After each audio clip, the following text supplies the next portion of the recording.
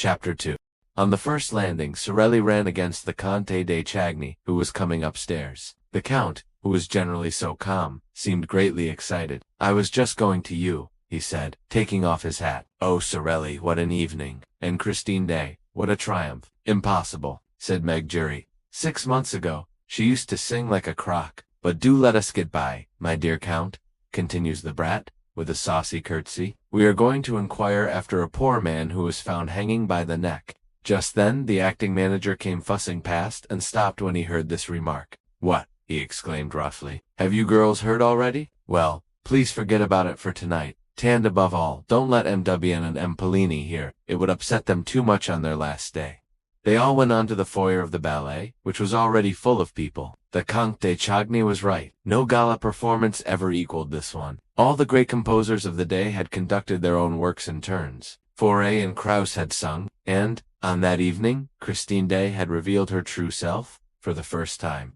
To the astonished and enthusiastic audience, Gounod had conducted the funeral march of a marionette, Rayer his beautiful overture to Saint-Saëns, the Danse Macabre, and a Reverie Oriental, Massenet an unpublished Hungarian march, Giraud his Carnival, Delites the Valse Lente from Sylvia, and the Pizzicati from Coppelia. Mlle. Krauss had sung the Bolero and the Vespri Siciliani, and Mlle. Denise Bloch the drinking song in Lucretia Borgia. But the real triumph was reserved for Christine Day, who had begun by singing a few passages from Romeo and Juliet. It was the first time that the young artist sang in this work of Gounod, which had not been transferred to the opera, and which was revived at the Opera Comique after it had been produced at the Old Theatre Lyrique by Madame Carvalho.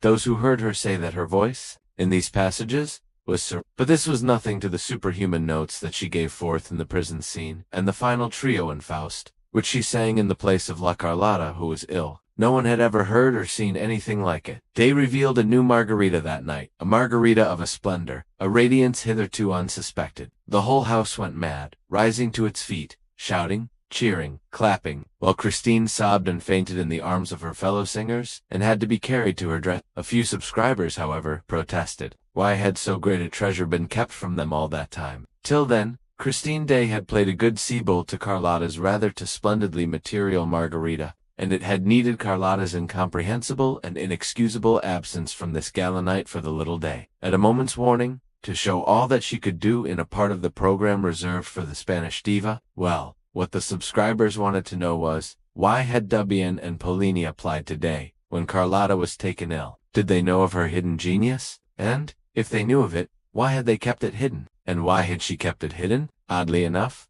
she was not known to have a professor of singing at that moment. She had often said she meant to practice alone for the future. The whole thing was a mystery. The Count de Chagny, standing up in his box, listened to all this frenzy, and took part in it by loudly applauding. Philippe Georges Marie Comte de Chagny was just 41 years of age. He was a great aristocrat, and a good-looking man, above middle height and with attractive features. In spite of his hard forehead and his rather cold eyes, he was exquisitely polite to the women and a little haughty to the men, who did not always forgive him for his successes in society. He had an excellent heart and an irreproachable conscience. On the death of old Count Philibert, he became the head of one of the oldest and most distinguished families in France, whose arms dated back to the 14th century. The Chagnys owned a great deal of property, and, when the old Count, who was a widower, died, it was no easy task for Felipe to accept the management of so large an estate. His 2 sisters, and his brother, Raoul, would not hear of a division, and waived their claim to their shares, leaving themselves entirely in Felipe's hands, as though the right of primogeniture had never ceased to exist. When the 2 sisters married, on the same day, they received their portion from their brother, not as a thing rightfully belonging to them, but as a dowry for which they thanked him.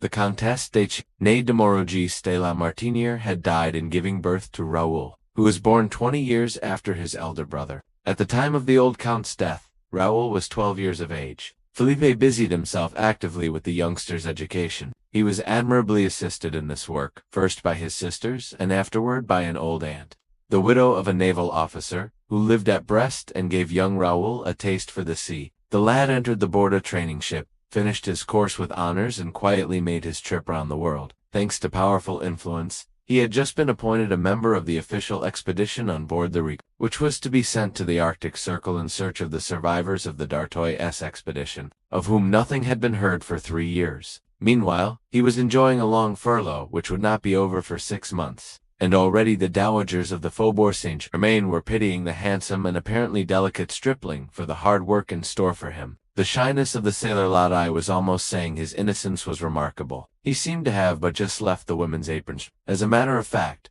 petted as he was by his 2 sisters and his old aunt, he had retained from this purely feminine education manners that were almost candid and stamped with a charm that nothing had yet been able to sully. He was a little over 21 years of age and looked 18. He had a small, fair mustache, beautiful blue eyes, and a complexion like a girl's. Felipe spoiled Raoul. To begin with, he was very proud of him, and pleased to foresee a glorious career for his junior in the navy, in which one of their ancestors, the famous Chagny de la Roche, had held the rank of admiral. He took advantage of the young man's leave of absence to show him Paris, with all its luxurious and artistic delights. The Count considered that, at Raoul's age, it is not good to be too good. Felipe himself had a character that was very well balanced in work and pleasure alike. His demeanor was always faultless, and he was incapable of setting his brother a bad example. He took him with him wherever he went. He even introduced him to the foyer of the ballet. I know that the Count was said to be on terms with Sir, but it could hardly be reckoned as a crime for this nobleman, a bachelor, with plenty of leisure, especially since his sisters were settled, to come and spend an hour or 2 after dinner in the company of a dancer, who, though not so very witty, had the finest eyes that ever were seen. And, besides, there are places where a true Parisian, when he has the rank of the Comte de Chagny, is bound to show himself. And at that time the foyer of the ballet at the opera was one of those places. Lastly, Felipe would perhaps not have taken his brother behind the scenes of the opera if Raoul had not been the first to ask him. Repeat Leroux his request with a gentle obstinacy which the Count remembered at a later date. On that evening, Felipe, after applauding the day, turned to Raoul, and saw that he was quite pale. "Don't you see," said Raoul, "that the woman's fainting?" "You look like fainting yourself," said the Count. "What's the matter?" But Raoul had recovered himself, and was standing up. "Let's go and see," he said. "She never sang like that before."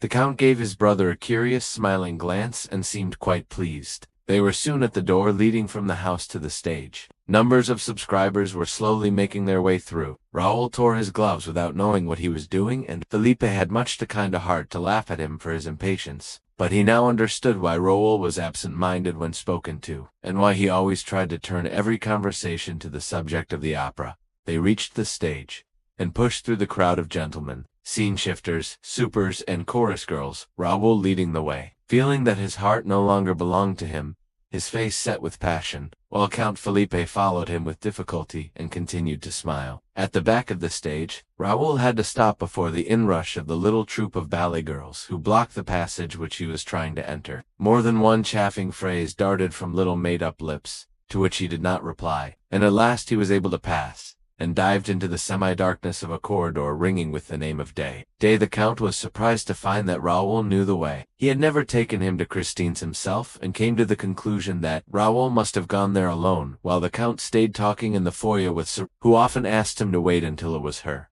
time to go on, and sometimes handed him the little gaiters in which she ran down from her dress, to preserve the spotlessness of her satin, dancing shoes, and her flesh-colored tights. Sorely had an excuse. She had lost her mother. Postponing his usual visit to Sorelli for a few minutes, the Count followed his brother down the passage that led to Adé's dressing-room, and saw that it had never been so crammed as on that evening, when the whole house seemed excited by her success, and also by her fainting fit. For the girl had not yet come to, and the doctor of the theatre had just arrived at the moment when Raoul entered at his heels. Christine, therefore, received the first aid of the one, while opening her eyes in the arms of the other. The Count and many more remained crowding in the doorway. "Don't you think, doctor, that those gentlemen had better clear the room?" asked Raoul coolly. "There's no breathing here." "You're quite right," said the doctor, and he sent everyone away, except Raoul and the maid, who looked at Raoul with eyes of the most undisguised astonishment. She had never seen him before and yet dared not question him, and the doctor imagined that the young man was only acting as he did because he had the right to. The Viscount therefore remained in the room watching Christine as she slowly returned to life, while even the joint managers, Debian and Pellini, who had come to offer their sympathy and congratulations, found themselves thrust into the passage among the crowd of dandies. The Comte de Chagny, who was one of those standing outside, laughed. "Oh, the rogue," and he added, under his breath, "those youngsters with their schoolgirl airs." so he's a Chagny after all. He turned to go to Sorelli's dressing room, but met her on the way, with her little troop of trembling ballet girls, as we have seen. Meanwhile, Christine Day uttered a deep sigh, which was answered by a groan. She turned her head, saw Raoul, and started. She looked at the doctor, on whom she bestowed a smile, then at her maid, then at Raoul again. "Monsieur," she said, in a voice not much above a whisper, "who are you?" "Mademoiselle," replied the young man, kneeling on one knee and pressing a fervent kiss on the diva's hand, "I am the little boy who went into the sea to rescue your scarf." Christine again looked at the doctor and the maid, and all three began to laugh. Raoul turned very red and stood up. "Mademoiselle," he said, "since you are pleased not to recognize me, I should like to say something to you in private, something very important. When I am better, do you mind?" And her voice shook. "You have been very good." "Yes, you must go," said the doctor, with his pleasantest smile. "Leave me to attend to mademoiselle." "I am not ill now," said Christine suddenly, with strange and unexpected energy. She rose, and passed her hand over her eyelids. "Thank you, doctor. I should like to be alone. Please go away, all of you. Leave me. I feel very restless this evening." The doctor tried to make a short protest, but, perceiving the girl's evident agitation, he thought the best remedy was not to thwart her, and he went away, saying to Raoul outside, "She is not herself tonight. She is usually so gentle." Then he said good night, and Raoul was left alone. The whole of this part of the theater was now deserted. The farewell ceremony was no doubt taking place in the foyer of the ballet. Raoul thought that Day might go to it, and he waited in the silent solitude, even hiding in the favoring shadow of a doorway. He felt a terrible pain at his heart, and it was of this that he wanted to speak to Day without delay. Suddenly the dressing-room door opened, and the maid came out by herself, carrying bundles. He stopped her and asked how her mistress was. The woman laughed and said that she was quite well, but that he must not disturb her, for she wished to be left alone, and she passed on. One idea alone filled Raoul's burning brain. Of course, Day wished to be left alone for him. Had he not told her that he wanted to speak to her privately? Hardly breathing, he went up to the dressing-room, and, with his ear to the door to catch her reply, prepared to knock, but his hand dropped. He had heard a man's voice in the dressing-room, saying, in a curiously masterful tone, "Christine, you must love me." And Christine's voice, infinitely sad and trembling,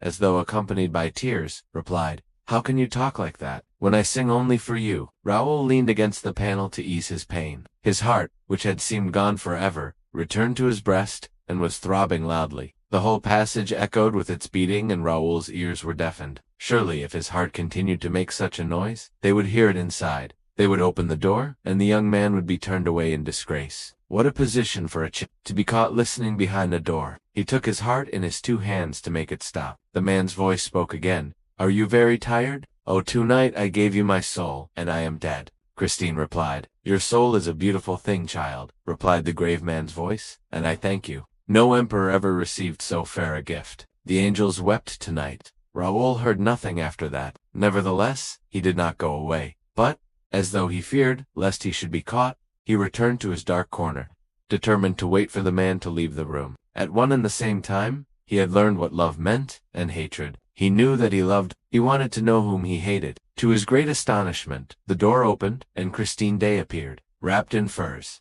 with her face hidden in a lace veil, alone. She closed the door behind her, but Raoul observed that she did not lock it. She passed him. He did not even follow her with his eyes, for his eyes were fixed on the door, which did not open again. When the passage was once more deserted, he crossed it, opened the door of the dressing-room, went in, and shut the door. He found himself in absolute darkness. The gas had been turned out. "There is someone here," said Raoul, with his back against the closed door, in a quivering voice. "What are you hiding for?" All was darkness and silence. Raoul heard only the sound of his own breathing. He quite failed to see that the indiscretion of his conduct was exceeding all bounds. "You shan't leave this until I let you," he exclaimed. "If you don't answer, you are a coward. But I'll expose you." And he struck a match. The blaze lit up the room. There was no one in the room. Raoul, first turning the key in the door, lit the gas. He went into the dressing closet, opened the cupboards, hunted about, felt the walls with his moist hands. Nothing. "Look here," he said, aloud. "Am I going mad?" He stood for 10 minutes listening to the gas flaring in the silence of the empty room. Lover though he was, he did not even think of stealing a ribbon that would have given him the perfume of the woman he loved. He went out, not knowing what he was doing, nor where he was going. At a given moment in his wayward progress, an icy draught struck him in the face. He found himself at the bottom of a staircase, down which, behind him, A procession of workmen were carrying a sort of stretcher, covered with a white sheet. "Which is the way out, please?" he asked of one of the men. "Straight in front of you. The door is open, but let us pass."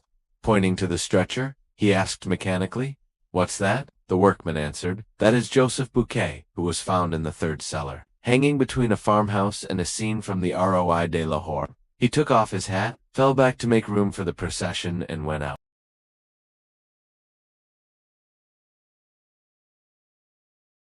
Chapter 3.